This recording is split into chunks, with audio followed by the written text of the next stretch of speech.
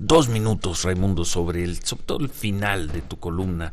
Tocas un poco el caso mexicano, el dilema de la libertad a partir de los hechos del fin de semana en París. Esa es la... Buen día. Bueno, sí, buen día, ¿verdad? Un cafecito. Venga. Es la contradicción que existe en todas las sociedades abiertas, en donde en términos de seguridad, ¿qué es más importante? Tu seguridad individual y colectiva a las libertades. Aquí el dilema de la libertad es porque indiscutiblemente estos atentados en París, cuando ya se va a un ámbito más global, lo que era una guerra regional, lo que te lleva inmediatamente es a una serie de restricciones. Primero, en libertad de movimiento, que ya lo estamos viendo, cómo están tratando de controlar fronteras. Luego, favorece totalmente los discursos antiinmigrantes. Pero después de esto te lleva a una segunda fase. Y es lo que tiene que ver con la contrainteligencia de cada uno de los países. Inteligencia afuera, contrainteligencia adentro. Entonces, el dilema de la libertad nos podemos remitir a lo que sucedió después del 11 de septiembre del 2001, cuando desarrolló Estados Unidos todo este sistema de espionaje masivo en todo el mundo, en el cual todas las comunicaciones del mundo, ciudadanos estadounidenses y extranjeros, son monitoreadas todo el tiempo sobre la base de que es la única forma de prevenir ataques terroristas. De esta manera, no únicamente se va conculcando el tema de la libertad de movimiento, sino también dejaste de tener una vida privada, dejaste de tener un espacio en ese sentido donde lo que tú digas, lo que tú hagas, lo que tú pienses y lo comentes con alguien es del conocimiento público. En cualquier momento se puede dar a conocer, lo pueden inclusive manipular en las sociedades menos maduras, como la norteamericana, que lo utilizó realmente para fines de seguridad nacional, en sociedades como la nuestra, sí, donde cualquiera te graba una conversación telefónica, totalmente documentado, sí. Nos lleva a los puntos, no únicamente en este tipo de temas, sino también lo que nos trae directamente, y ahí lo menciono, el tema de la lucha contra el narcotráfico. Aquí no existe una diferenciación entre lo que es narcotráfico y lo que es terrorismo. Para la gente, el 44%, porque ahí hiciste una encuesta de parametría, el 44% de los mexicanos cree que es exactamente lo mismo, y no es exactamente lo mismo. Y si nosotros, pero no es lo mismo, porque una cosa es el negocio del narcotráfico y los sicarios del narcotráfico, y otra cosa, aunque el resultado pueda ser el mismo, es una misión, una ideología, una parte con un contenido religioso fanático, donde no es el lucro lo que se busca, sino es un pronunciamiento político y es la construcción de un nuevo mundo. Podamos estar de acuerdo o no con esa visión. Y lo que tenemos en México es que es exactamente lo mismo, un acto terrorista que una lucha contra el narcotráfico. Y si los narcotraficantes decapitan a unas personas, se interpreta como un acto de terrorismo.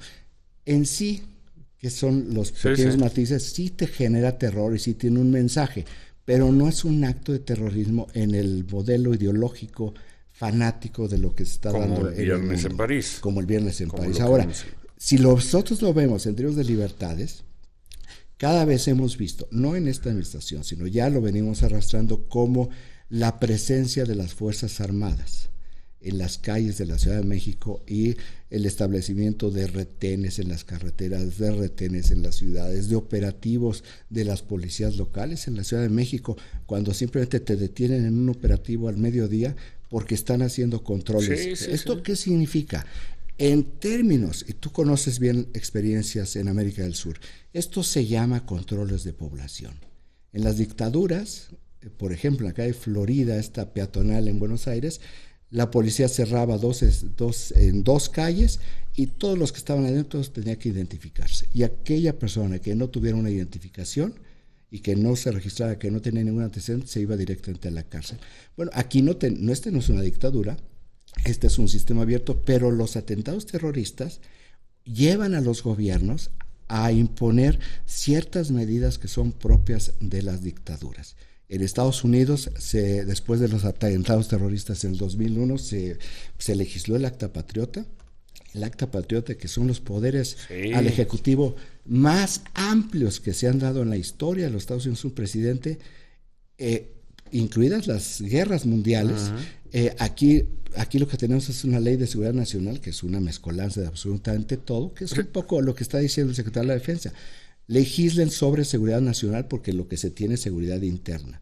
Entonces, a mí sí me preocupa que este tipo de acciones, si nosotros no las debatimos en México y no empezamos a construir una cultura sobre lo que es terrorismo y lo que es delincuencia organizada y lo que es delincuencia del fuero común, pues nuestra mezcolanza al final de cuentas nos lleva a que las sociedades son muy conservadoras.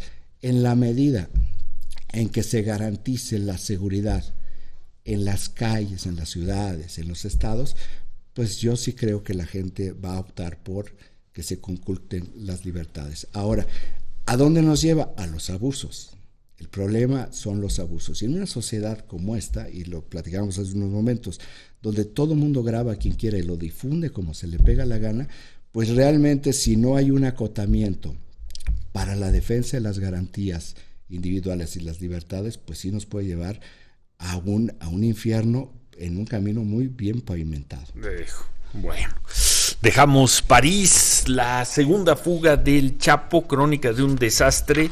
Uno pensaría que va a leer un libro y se va a encontrar aquí hallazgos geniales sobre cómo rompieron el pavimento en la regadera del Chapo Guzmán y las características del túnel.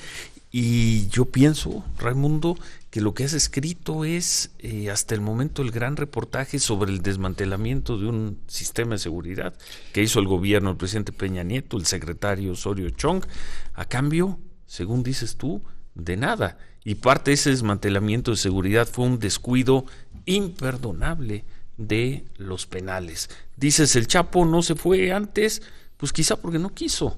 Porque no lo han capturado. O porque no lo han capturado, ¿no? Efectivamente, es más que la fuga del Chapo. Hay un capítulo muy dedicado al Chapo. El 70% del libro es sobre la fuga de Joaquín el Chapo Guzmán, pero en realidad no es sobre la fuga, sino efectivamente cómo se fue a utilizar, cómo se fueron utilizando o cómo se fueron aprovechando deliberada o inopinadamente todas las facilidades que les dio el desmantelamiento del sistema de seguridad, no únicamente en materia de penales, sino en general en materia de seguridad, que lleva, y ahí hay algunos textos que lo explican, a situaciones en las cuales se vieron involucrados o por qué se vieron involucrados las Fuerzas Armadas, por ejemplo, en Tlatlaya, en Iguala, por qué también Tanuato, se da esta polémica. Eso lo dejamos al final de esta conversación. De Tanuato, y también, pero particularmente, cómo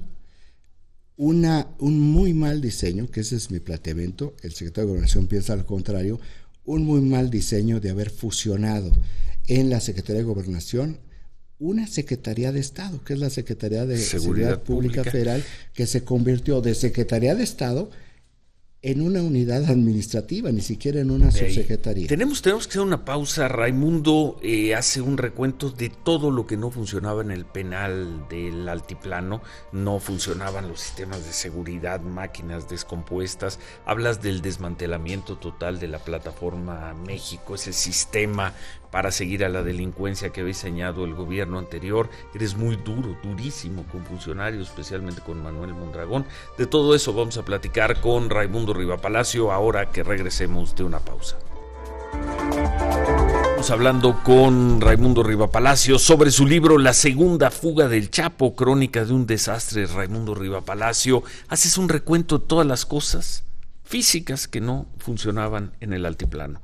Ahora entramos a todos los sistemas de inteligencia, vigilancia, personas que no estaban haciendo correctamente su desempeño, pero el recuento que haces de aparatos descompuestos o fuera de funcionamiento en el altiplano es escalofriante.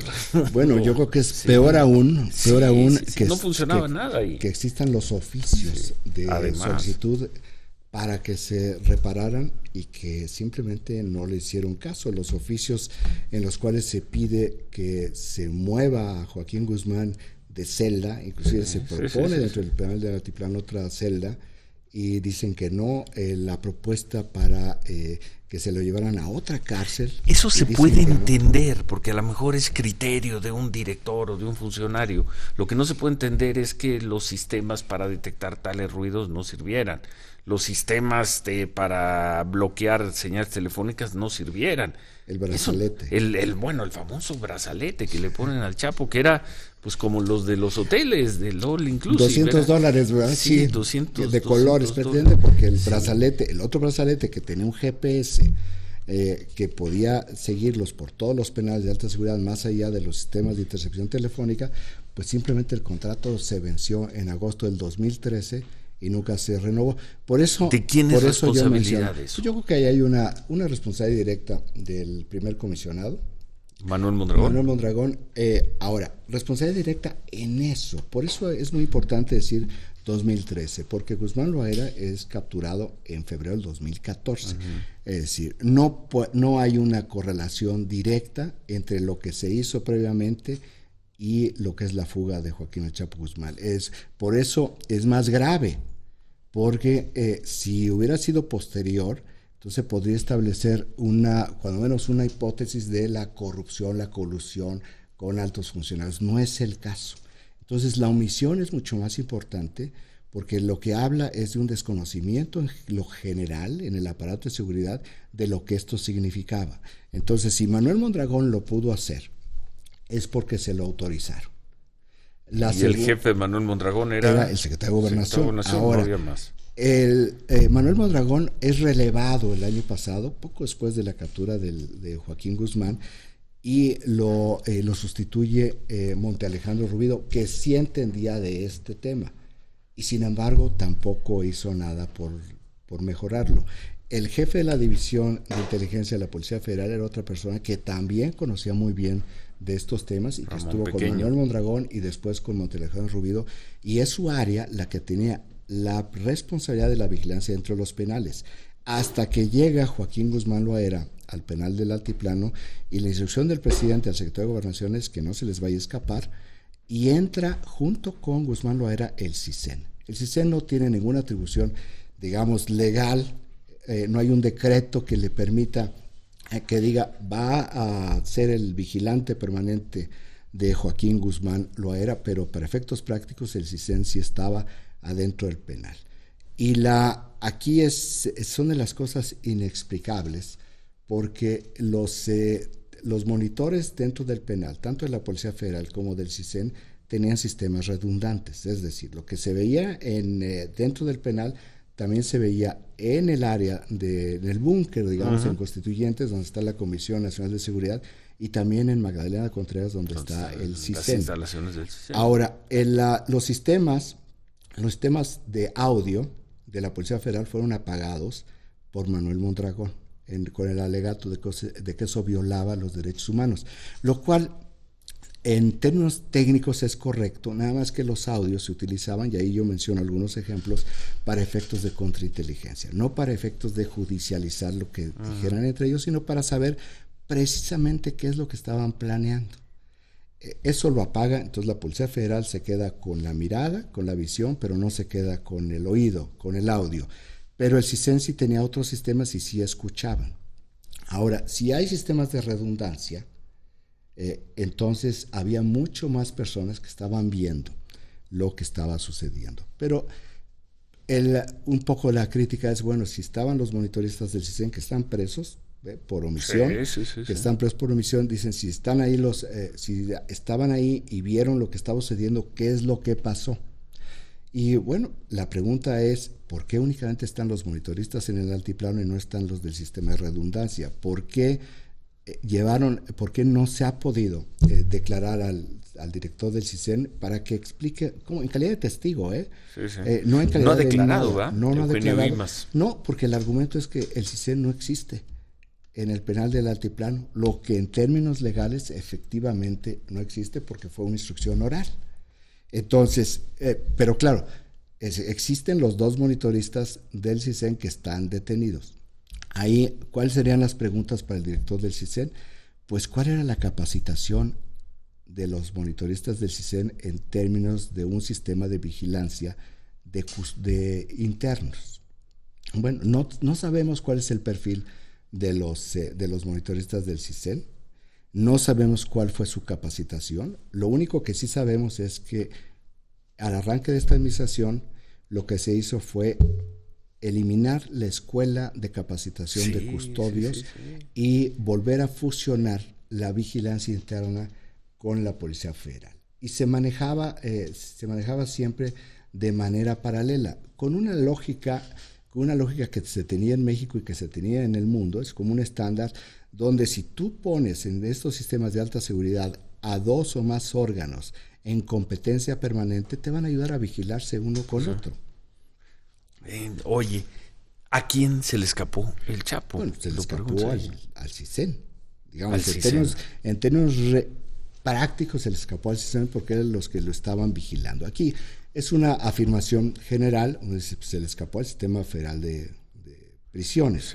Nada más que yo decía, cuando llegó Joaquín Guzmán Loera al penal del Altiplano, junto con él llegó un equipo del CISEN. Instaló una oficina dentro del área del penal del Altiplano, instaló los monitores, colocó su propio audio, tuvo su sistema de redundancia. Y ya vimos para qué sirvió. Bueno, pues yo pienso ahí, hipótesis soltadas sobre la mesa, pues es un problema de capacitación, no estaban capacitados. Y precisamente aquí es la pregunta, ¿y qué sucedió en Magdalena Contreras? Yo me puedo imaginar ese momento con los monitoristas del CISEN, que no aparece en el monitor después de varios minutos y se empiezan a preocupar, pues entran en pánico. Me quiero poner un poco ahí en Almoloya, pero algo parecido tendría que haber pasado en las instalaciones. Es que ese es el punto. Si Contreras. Estás tú ahí y tú sabes que no está, lo primero que dices es que el que se va a ir al fondo voy a ser yo. Pero en Magdalena Contreras, que no tenían esa, digamos, esa cercanía que te genera otro tipo de adrenalina, sino una cabeza más fría, pues lo primero es que tendrían que haber establecido que había habido una violación del protocolo del interno. Y eso también la Policía Federal lo debía de haber hecho. Y el protocolo era que después de las 8 de la noche no se pueden andar bañando. En realidad él nunca se desvistió para bañarse, pero su comportamiento, ese comportamiento que dijo Montalejandro Rubido, que era típico, no era cierto. Ahora tenía una televisión, dices que la prendida todo el tiempo a todo volumen. Bueno, lo que pasa, en Almoloya, tú has estado en Almoloya, hemos estado en Almoloya. Bueno. Inimaginable, una televisión prendida todo el tiempo, aún cuando se dormía a todo volumen, y nadie pasaba y le decía, oiga, señor Chapo, apáguele o bájele. Este es el otro ángulo, que es el ángulo no explorado todavía, porque estamos siempre viendo al Ejecutivo, es el Poder Judicial. Hay muchas cosas que obtuvo el Chapo Guzmán, como la televisión, que la ganó en amparos. De acuerdo, la ganaste en amparo, pero la puedes tener prendida todo el tiempo. Protocolos. A todo Hay un volumen. protocolo donde te dice que tienes que tener, si tú logras tener un aparato de esa naturaleza, tienes que usar audífonos. Él no tenía los audífonos y la tenía prendida todo el tiempo. Por eso en las imágenes de cuando se fuga se ve esa pantalla luminosa que es una tableta. Te quedas 3 minutos para terminar esta charla, porque Raimundo tiene mucho trabajo, entonces ¿no tiene cierre de algo ahora? Siempre hay cierres, cada minuto hay un cierre. Bueno, y está hablando ya el presidente de Francia, Hollande, en la asamblea, a ver si podemos ver también algunas imágenes del mensaje que está dirigiendo el presidente de Francia. Antes de continuar la conversación con Raimundo Rivapalacio sobre su libro La segunda fuga del Chapo, crónica de un desastre, está hablando el presidente de Francia, François Hollande, Ricardo López, ante la Asamblea. Está hablando el presidente de Francia, François Hollande, ante la Asamblea y el Senado en el Palacio de Versalles en una sesión conjunta que no había sido llamada en toda la administración de Hollande. Ha dicho que la Francia está en guerra, que no tendrán ningún tipo de piedad contra Daesh, que es como ellos llaman a ISIS. Pidió unidad al presidente Obama, al presidente Vladimir Putin de Rusia, llamó a formar una sola coalición contra ISIS. Propuso también, como habíamos adelantado a eso de las 7 de la mañana, que el estado de emergencia se prolongara por 3 meses más. Para que esto ocurra, los legisladores tienen que votar a cambiar una ley para que sí pueda prolongarse por 3 meses más. A ver si la votan. Una coalición global contra ISIS, Raimundo. Gracias, Ricardo. Muchas gracias. Bueno, otra cosa que dijo el presidente Hollande hace unos minutos es que Siria se ha convertido en la principal fábrica de terrorismo. Y realmente Siria es una parte, que es por eso los bombardeos ayer en Raqqa, que es como la capital de facto, Raqqa del Estado Islámico. Entonces ahí una coalición global pues es la fuerza, y yo creo que el tema de la fuerza no es ayuda en términos de imagen pública de primera instancia, pero al final es lo que le llaman de manera muy coloquial el efecto gelatina. Cuando tú aplastas en el centro, digamos en Raqqa, aplastas todo, lo que es esparcir. Y aquí el terrorismo no es una guerra regular.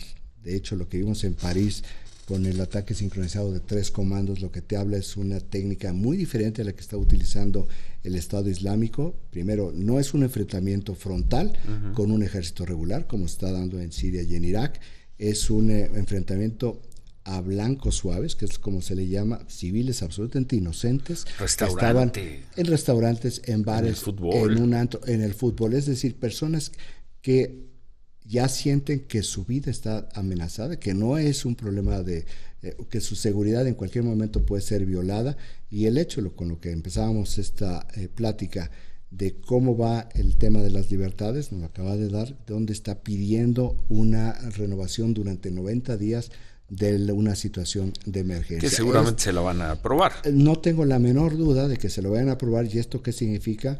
Pues que puedan desarrollar todo el tipo de redadas y operaciones policiales que sean necesarias sin tantas restricciones a través de un juez. Entonces, como sucedió, detienen a 7 personas esta mañana, de las cuales ya liberaron a 5. Dicen, bueno, je suis désolé, como dicen los franceses, y nos quedamos con 2 y ustedes, pues lástima. Gracias por participar, todos ustedes. 7 de ellos, 7 familiares de una de las personas que están buscando.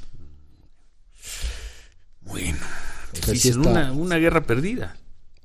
Una guerra que se... Sí, una guerra perdida. O más bien una guerra que no se ve cómo se pueda ganar.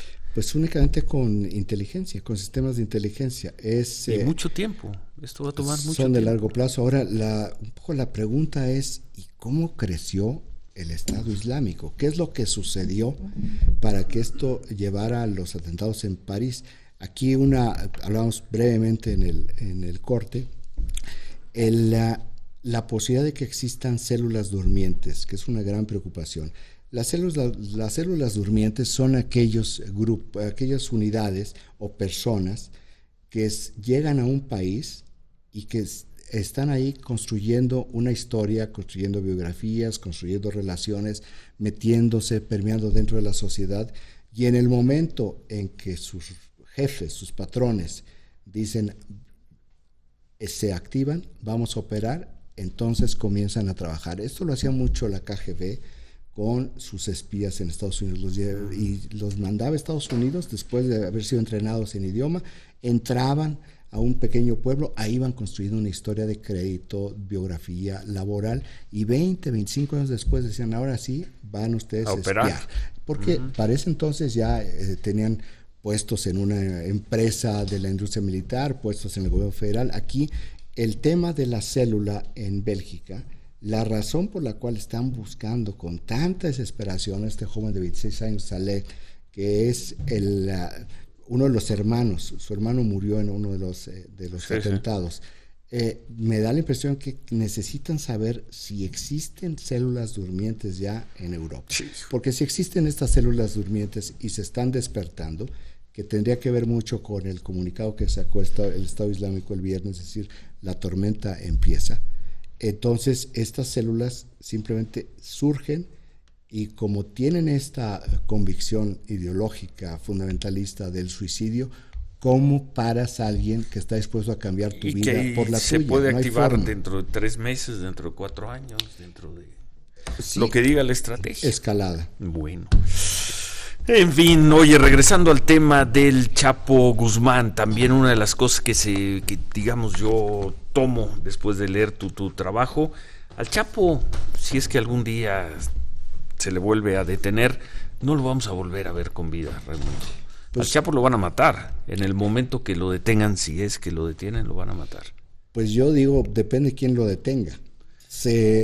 Hay un grupo de élite trabajando sobre esto. La Marina, el Ejército, la Policía Federal, quien sea. No, yo creo que hay un grupo de coordinación que se reúne todas las semanas. Está la Marina, la Policía Federal, el Ejército, el CISEN, la Procuraduría General de la República, y ahí es un grupo cerrado en el cual establecen o coordinan una serie de acciones. Todas las semanas se reúne. Pero hay un grupo táctico, que es donde se encuentra la Marina, que es la unidad que tiene los comandos tiene SEALs, tiene 3 SEALs este país, tiene unidades de élite que están trabajando con el gobierno de Estados Unidos. ¿Por qué están trabajando con el gobierno de Estados Unidos? Porque son los únicos, que es otra parte de lo del libro, que tienen la doble certificación, lo que le llaman el vetting. Entonces, aquí... Confianza plena de Estados Unidos en ellos. El ex procurador Jesús Murillo Caram y el excomisionado Manuel Mondragón dijeron, no tenemos por qué certificarnos con ellos. Bueno, no era un asunto nada más de pasar... Y el secretario Osorio Chong, también.